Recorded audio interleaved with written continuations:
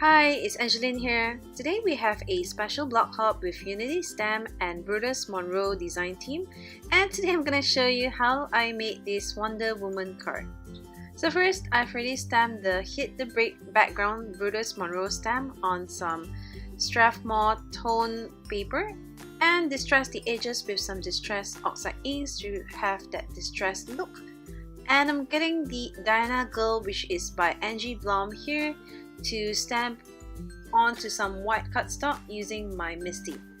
So because it's a rubber stamp, I'm removing the foam pad and just putting my cardstock in along with my magnet, removing the piece behind the stamp and just placing where I want the stamp to be, and closing the lid on it to adhere the stamp to the Misty. Then grabbing my favorite Gina K amalgam ink to ink up the stamp, because this ink is awesome with all kinds of coloring mediums like watercolors, color pencils, and even Copic markers. So I'm going to show you how I did my Copic coloring, just really simple coloring without any crazy shadings and stuff. So I'm starting off with the lightest shade of blue here. You can use any colors that you want, and if you are using colored pencils or watercolors, it's the same concept. Just start off with the lightest shade first. Next, I'm grabbing a darker shade of blue here to add shadows to her clothes, and with a flicking motion, I'm flicking upwards as I color along.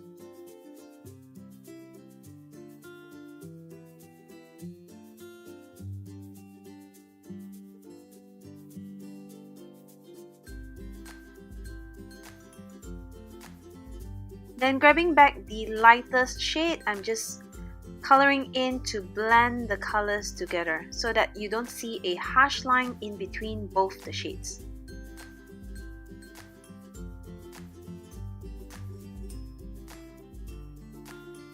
And finally, I'm grabbing the darkest shade of blue here to add even more shadows to her clothes.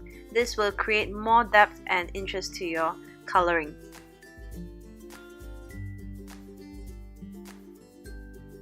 Then I'm getting the middle shade here to blend the colors, and finally the lightest shade to blend it all in together.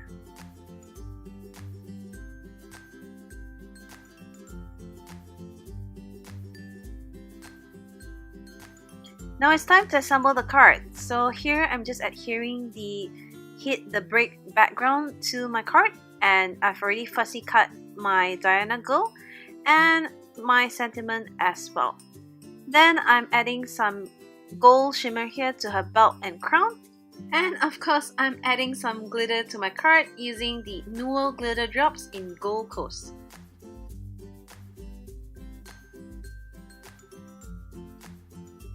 So here is my finished card. I hope you enjoyed this quick tip technique, and thanks for watching. Bye!